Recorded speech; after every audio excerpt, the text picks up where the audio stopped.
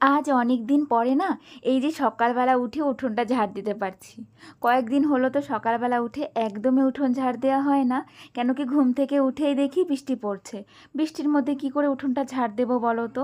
আর আজকে সকালবেলা ঘুম থেকে উঠে দেখছি আজকে বৃষ্টি নেই। তো ভাবলাম তাহলে আজকে উঠোনটা একটু ঝাড় দেওয়া যাক। তবে তেমন ভালো করে কিন্তু উঠোনটা ঝাড় দিতে পারিনি জানো তো। এই যে অনেক জায়গায় কিন্তু জল এখনও জমে রয়েছে আর একটু কাদা কাদাও আছে। তবে একটা দিকে ভালো, আমাদের উঠোনটা না সেই রকম কাদা হয় না, যে উঠোনে নামা যাবে না, অনেক কাদা হবে সেরকম হয় না। কিন্তু এই যে পিছলে হয় এতে কিন্তু আরও বেশি ভয়ের, জানো তো। কখন একটু তাড়াতাড়ি হাঁটতে গিয়ে পড়ে যাব তার ঠিক নেই। তবে আমাদের উঠোনে তো তেমন আসা হয় না, শুধু আমিই বেশি আসি। হাজবেন্ড, তারপরে মা আর মেয়ে তো ওরা আসেই না, ওরা শুধু স্নান আর বাথরুমের সময় শুধু আসে। তাছাড়া কিন্তু ওরা বাইরে বেশিরভাগ আসে না, আমিই বেশি উঠোনে আসি। আর এই বৃষ্টির সময় তো আরোই কারোর আসা হয় না। তবে আমার ভয়টাই বেশি যে আমি পড়ে যাই নাকি। কেন কি আমি না একটু তাড়াতাড়িও কাজ করি জানো তো, মানে দৌড়ে দৌড়ে। আমার হাজবেন্ড তো সবসময় আমাকে বলতেই থাকবে তুমি আস্তে যাও পড়ে যাবে। তো কে কার ভয় পায় বলো তো, কিন্তু পড়ে যদি যায় তাহলে কিন্তু ক্ষতিটা আমারই হবে। তো যাই হোক, উঠোনটা কিন্তু ঝাড় দিয়ে নিলাম। এখন এই যে ঘরের সামনেটাও সুন্দর করে একটু মুছে নেব। আর আজকে ঘরটা মুছবো জানো তো, যেন দেখলাম যে বাইরে বৃষ্টি নেই, তাই ভাবলাম আজকে ঘরটাকেও মুছবো। তবে ঘরটা মুছতে একটু লেট হবে। এখন আমি সেই জন্য সিঁড়িটা মুছে নিচ্ছি, সিঁড়িতে একটু কাদাও লেগে রয়েছে, সেই জন্য আর দেরি করলাম না, এখনই সিঁড়িটা মুছে নিই। আর ঘরটা পরে আমি মুছবো। এই বৃষ্টি বাদলের দিনে ঘর মুছতেও ভালো লাগে না। আর ঘর মুছলে তো একদমই শোকায় না।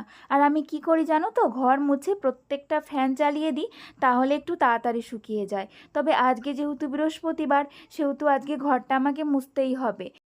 এই বৃষ্টির সময়গুলোতে না সব থেকে বেশি অসুবিধা হয় কিসের জানো তো? জামা কাপড় শোকানো। মানে জামা কাপড় একদমই শোকাতে চায় না, সমস্ত জামা কাপড় ভিজে থাকে। আর এই রকমই অবস্থা। তুমি যদি চাও জামা কাপড় না ভিজে কিন্তু পারবে না, তোমাকে জামা কাপড় ভেজাতেই হবে। আর একবার যে জামাটা পরা হয়ে যায় সেটা তো পরবর্তীকালে আর পরাও যায় না না ধুয়ে। সেক্ষেত্রে কিন্তু জামাটা আমাদের ভেজাতেই হবে। তো মাম্মামেরও জামা কিন্তু আমি একবার পরিয়ে সেটাকে কিন্তু দুবার পরাই না, না ভিজিয়ে না শুকিয়ে। তো এই রকমই আর কি, তার জন্য কিন্তু রোজই আমাদের জামা কাপড় ধুতে হয়, সে বর্ষা হোক যাই হোক। তো আমি এখন বর্ষার সময় কি করছি জানো তো, একটু গুছিয়ে রাখছি। দু একদিন বাদে বাদে তারপরে একসঙ্গে কাচাকুচি করছি। রোজ এই বৃষ্টির দিনে কি করে কাচাকাচি করব বলো তো, শোকাবে তো নাই। তো সেই জন্য ভাবছি একসঙ্গে কেচে দেবো আর একসঙ্গে শুকিয়ে নেব। আর এখন দেখো সকালের সমস্ত কাজ আমি কমপ্লিট করে নিয়েছি, তারপরে আমার স্নানও হয়ে গেছে। আর এখন পুজো দেবো বলে বাসন নিয়ে যে কলপাড়ে চলে এসেছি, এখন এই যে বাসনগুলো মেজে নিচ্ছি। তবে সকাল থেকে এই অবধি এখনও কিন্তু বৃষ্টির কোনো দেখা নেই। তো মনে হচ্ছে বৃষ্টি আর আসবে না, কেন কি অনেকটাই বেলা হয়ে গেছে। যদি আসার হতো তাহলে কিন্তু এতক্ষণ এসে যেত।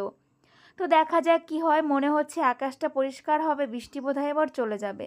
তবে এই যে বৃষ্টিটা যখনই চলে যাবে আবার কিন্তু গরম পড়বে। আর সেই গরমের কথা মনে পড়লে আবার মনে হয় থাক বাবা বৃষ্টিই থাক, একটু কষ্ট করে কাজ করব তাও ভালো। কিন্তু ওই অসহ্য গরম তো আর সহ্য করতে হবে না, বাপরে বাপ। না করা যায় কাজকর্ম, না করা যায় কিছু, আর না খাওয়াও যায় কোনো কিছু এই গরমের মধ্যে। তবে এই যে বৃষ্টি হচ্ছে বাইরে, তবে ঘরে কিন্তু কোনো কষ্ট নেই, তবে বাইরের কাজগুলো করতে একটু অসুবিধা হচ্ছে। তবে ঘরে ঘুমোতে, খেতে, রান্না বান্না করতে, কাজকর্ম করতে এতে কিন্তু কোনো কষ্ট হচ্ছে না, তাই না বলো? তো তার থেকে গরমের থেকে বৃষ্টিই ভালো। তবে এই যে বৃষ্টির কিন্তু আর একটা প্রবলেম আছে, কি বলো তো? সেটা হচ্ছে যদি আবার বন্যা হয়ে যায়, বেশি বৃষ্টি হলে আবার বন্যা হয়ে যাবে, এটা একটু অসুবিধা আছে। আর এই দেখো, আমি এই পেছনে কাকিমার গাছের থেকে না কটা জবা ফুল ছিললাম।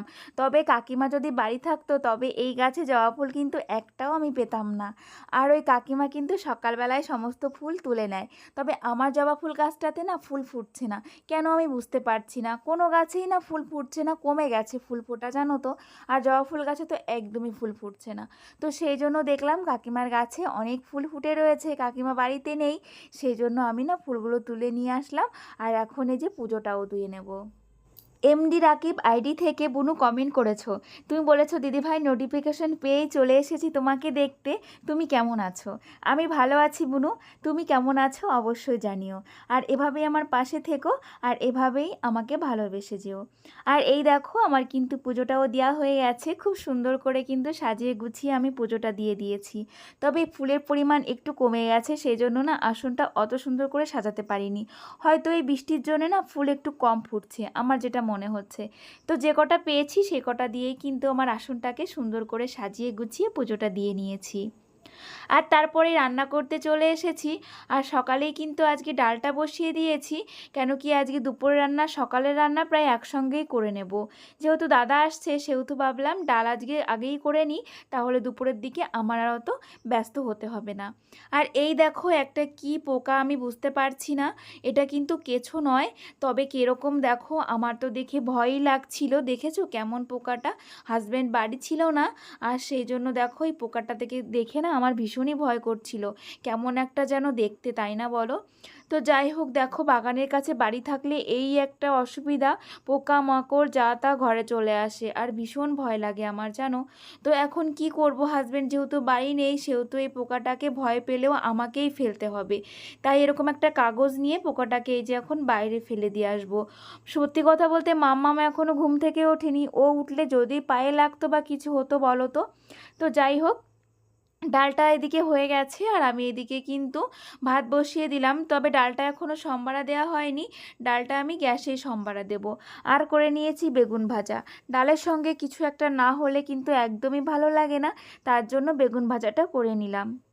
রামমণ্ডল আইডি থেকে শর্মিষ্ঠা দিদিভাই কমেন্ট করেছো, তুমি বলেছো বুনু আমি তোমার ভিডিও রোজ দেখি, আমার ভীষণ ভালো লাগে। তোমার ঘরের যে দরজাগুলো রয়েছে সেগুলো না একটু রং করে নেবে, তাহলে খুব সুন্দর লাগবে। আর সেটা কিন্তু রং কিনে এনে তুমি নিজেই করতে পারো, তাহলে কিন্তু বেশি খরচা হবে না। এই সমস্ত কাজগুলো কিন্তু আমি বাড়িতে নিজেই করি, তার জন্য তোমাকে বললাম। হ্যাঁ গো দিভাই, সেটা আমিও জানি, তবে এই ঘরের কোনো কিছু আমার হাজব্যান্ড আমাকে কিছু করতে দিচ্ছে না গো। ও বলছে এই ঘরে কিছু তোমাকে করতে হবে না, যেদিন ঘর করবে সেদিন সমস্ত কিছু করবে। এই করে করে আমাকে কিছু করতে দেয় না, কি করব বলো তো? আর রংটা যদি ও কিনে এনে না দেয় তাহলে আমি কি করে করব? আমারও ইচ্ছা করে জানো তো ঘরটাকে রং করতে, আরও সুন্দর করে সাজাতে, তবে ও কিছুই করতে দেয় না আমাকে। আর আজকে একটু মাংস রান্না করব, তোমাদের তো বললাম দাদা আসবে, সেই জন্য দেখো এখন মশলা করে নিচ্ছি। আর দুঃখের কথা কি বলবো তোমাদেরকে, মানে ওই যে একটা কথা আছে না, যেখানে বাঘের ভয় সেখানেই রাত হয়। এই মশলা করাটা সব থেকে আমার বিরক্তিকর কাজ, মানে সংসারের সমস্ত কাজের মধ্যে এই যে পাটায় মশলা করাটা, এটা হচ্ছে সব থেকে বিরক্তিকর কাজ। তবে আমার কিন্তু মিক্সার রয়েছে, তবে মিক্সারটা না নষ্ট হয়ে গেছে, কি বলবো তোমাদেরকে। তো সেই জন্য বাধ্য হয়ে কিন্তু আমাকে এই যে মশলাটা করে নিতে হচ্ছে। তো যাই হোক, এখন এই যে মশলাটা করে তারপরে কিন্তু মাংসটা রান্না করে নেব। সুলতানা বুনু কমেন্ট করেছো, তুমি বলেছো দিদিভাই তুমি কেমন আছো, মাম্মাম সোনা কেমন আছে? আমিও ভালো আছি আর মাম্মামও ভালো আছে, তুমি কেমন আছো সেটা কিন্তু অবশ্যই জানিও। তুমি বলেছো তুমি ঘুরতে গেছিলে, সেই জন্য অনেক দিন হলো আমার ভিডিও দেখতে পারোনি। ঠিক আছে বুনু, কোনো অসুবিধা নেই, এখন থেকে আবার ভিডিওগুলো দেখো। আর তুমি এটাও বলেছো যে তুমি আমার মতন ঘর সাজাতে পছন্দ করো, আর এই যে নানা রকম জিনিসপত্র কিনতেও খুব ভালোবাসো। হ্যাঁ গো, এটা সত্যি কথা, আমারও না সেই অবস্থা। আমাকে একবেলা না খাইয়ে রেখে যদি বলা হয় তোমাকে অনেক জিনিস কিনে দেবো ঘর গোছানো, আমি কিন্তু তাতে রাজি হয়ে যাব। এই রকমই পাগল একটা আমি। আর এই যে দেখো মাংসটা বসিয়ে দিয়েছি, আর আমি কিভাবে মাংস রান্না করি সেটাও কিন্তু তোমাদের সঙ্গে শেয়ার করে দিলাম। আগে কিন্তু আমি কিছু কুচনো পেঁয়াজ রেখে দিই, সেটাই তেলের উপরে দিয়ে ভালো করে ভেজে তারপরে যে বাটা মশলাটা করি সেটা দিয়ে দিই। আর বাটা মশলায় থাকে জিরে থাকে, রসুন থাকে, আদা থাকে, তারপরে তোমার একটু পেঁয়াজও দিই।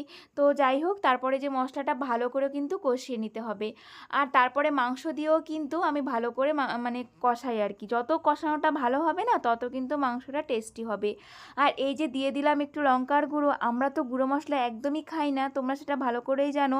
তবে কি বলো তো, এই যে পাটায় যে আমি মশলাটা করলাম, এখানে যদি আমি লঙ্কাটা বাটতাম তাহলে আমার হাত মানে ভীষণ জ্বালা পোড়া করতো। সেই জন্য ভাবলাম একটু লঙ্কার গুঁড়োই দিয়ে দিই। তবে মিক্সারে করলে সেখানে তো আর হাত জ্বালা পোড়ার কোনো কথা থাকে না, দুটো শুকনো লঙ্কা দিয়ে দিলেই কিন্তু হয়ে যায়। তো এই যে বাধ্য হয়ে আমাকে একটু লঙ্কার গুঁড়ো ইউজ করতে হলো। আর তারপরে যে মাংসটা দিয়ে দিলাম, এবার মাংসটা কিন্তু আমি অনেকক্ষণ ধরে কষাবো। মাংস যত কষানো ভালো হবে, মাংসের টেস্টটাও কিন্তু তত বেশি আসবে। পূর্ণিতা বুনু কমেন্ট করেছো, তুমি বলেছো দিদিভাই আজকের ভিডিওটা খুব ভালো লাগলো, এমনিতেই তোমার সমস্ত ভিডিওগুলো আমার ভালো লাগে। অনেক ধন্যবাদ বুনু। তবে প্রত্যেকটা ভিডিওতে আমার কমেন্ট করা হয় না, কেন কি আমার ছোট্ট একটা বাবু আছে, সেই জন্য ওকে নিয়ে তোমার ভিডিও দেখতে হয়, সেই ক্ষেত্রে কমেন্টস করা হয়ে ওঠে না। ঠিক আছে বুনু, কোনো ব্যাপার নয়, আমি জানি তুমি আমাকে অনেক ভালোবাসো, আমার ভিডিওগুলো দেখো। তবে তুমিও আমার মতন এত সুন্দর করে ঘর সাজাতে ভালোবাসো, আর তুমিও অনেক কিছু কিনতে চাও, কিন্তু ওই যে আমার মতন কিনতে পারো না। তবে তুমি নিজের হাতেও বানাতে চাও, তবে ওই যে ছেলে ছোট বলে তুমিও বানাতে পারো না। সেম একদম আমার মতন, আমারও এই রকমই অবস্থা। ওই যে মনের মধ্যে অনেক কিছু আছে, ওই যে বিলাসিতা করার মতন, তবে ওই যে হাজবেন্ডের কম ইনকাম, আমরা গরিব, সেই জন্য কিন্তু বিলাসিতা একদমই চলে না। সত্যি কথা বলতে পরিস্থিতি যেমন না, সেই রকমই চলাটাই সব থেকে ভালো। পরিস্থিতি অনুযায়ী যদি তুমি চলো তাহলে কিন্তু কোনো অসুবিধা হয় না। আজকে আমার স্বামীর অল্প ইনকাম, তো আজকে আমি একটু বুঝে শুনে চলছি। একদিন না একদিন তো স্বামীর অনেক ইনকাম হবে, তখন যেরকম ইনকাম হবে তখন সেরকমই বিলাসিতা করব, এটাই কিন্তু আমার কথা। তো তোমাদের কি কথা বলো তো, তোমরা কি এটাই মেনে চলো? আমি কিন্তু এটাই মেনে চলি। আর এটাই যদি মেনে চলা যায় তাহলে কিন্তু অল্প ইনকাম থাকলেও সংসারে কখনোই কিন্তু অশান্তি আসে না। এই যে আমি দেখি জানো তো, স্বামীদের অল্প ইনকাম বলে সব সময় বউদের সঙ্গে ঝামেলা ঝঞ্ঝাট লেগেই থাকে। আমার চোখের সামনেই কত দেখা। তবে সেই জিনিসগুলো না একদমই আমার ভালো লাগে না। কেন কি প্রত্যেকটা স্বামী কিন্তু চায় যে আমার ছেলে বউকে মানে বাচ্চাকে আমি ভালো রাখবো, ভালো খাওয়াবো, ভালো পড়াবো, সমস্ত ছেলেই কিন্তু চায়। তবে তারা যদি না পারে তাহলে তো কি করা যাবে বলো তো? চেষ্টা তো সবাই করে, পরিশ্রমও সবাই করে, তবে সফল হতে না পারলে সেটা তো তাদের দোষ নয়। আমি জানি জানো তো, প্রত্যেকটা ছেলেই চায় তার বউকে অনেক কিছু দিতে, তার সন্তানকে অনেক কিছু দিতে, ভালো জায়গায় পড়াতে, ভালো জামা কাপড় কিনে দিতে, কিন্তু ওই যে ওইটাই হচ্ছে সব থেকে বড় ব্যাপার। তো সেই জন্য আমি সব সময় চেষ্টা করি আমার হাজব্যান্ডের পাশে থাকতে। ওকে কখনো আমি কোনো প্রেশার দিই না, কখনো কোনো চাপ দিই না। কেন দেবে বলো তো? এই যে আমাদের একটা সুখের সংসার, এটা তাহলে ভেঙে যাবে না বলো তো? সেজন্য আমার ভালো লাগে না। তো যাই হোক, এই যে যেটুকু ইনকাম আছে এটুকু ইনকামেই কিন্তু আমরা সুখে শান্তিতে থাকছি। আর এই দেখো এখন কিন্তু দুপুরবেলা হয়ে গেছে, দাদাদের আসতে একটু দেরি হয়েছিল, তো সেই জন্য কিন্তু সবারই ভীষণ খিদে লেগে গেছে। আমার রান্নাটা কিন্তু তাড়াতাড়ি হয়ে গেছিলো আজকে, তবে ওরা একটু আসতে লেট করেছে, বৃষ্টি হচ্ছিল তো সেই জন্য। তো সেই জন্য এই যে খিদেও পেয়ে গেছে, তো তাড়াতাড়ি করে না আমি এখন এই যে সমস্ত কিছু বেড়ে দিচ্ছি। আর আমার না একটু সাজিয়ে গুছিয়ে খেতে না দিলে ভালো লাগে না। হয়তো তোমরা ভাবছো যে দাদা তো, জামাই তো না, তাহলে এত সাজিয়ে গুছিয়ে দেওয়ার কি আছে? কিন্তু আমার ভালো লাগে না জানো তো। আমি যাকেই খাবার দিই না কেন একটু সাজিয়ে গুছিয়ে দিতে ভালোবাসি। তবে হাজব্যান্ডের কথা আলাদা, হাজব্যান্ডকেও দিতে ইচ্ছা করে, তবে ওই যে আমরা তো একসঙ্গে খাই, সেই জন্য অতটা সাজিয়ে গুছিয়ে দেওয়া হয় না। মানে ও আর আমি কিন্তু একসঙ্গেই খাই, সেই জন্য। তো এখন দেখো যে দাদাকে মাংস তুলে দিলাম, আর দাদার ভাতও বেড়ে দিয়েছি, আর সকালে ওই যে বেগুন ভাজা আর ডাল করেছিলাম, তোমাদের বললাম না যে সকালেই করে নিলাম যাতে দুপুরে আমার তাড়াতাড়ি রান্নাটা হয়ে যায়, তো সেই জন্য তাড়াতাড়ি রান্না হয়ে গেছিলো। আর এই যে দাদা খেতেও বসে পড়েছে, আর আজকের ব্লগটাও আমি এখানে শেষ করব। তোমরা সবাই ভালো থেকো, টাটা।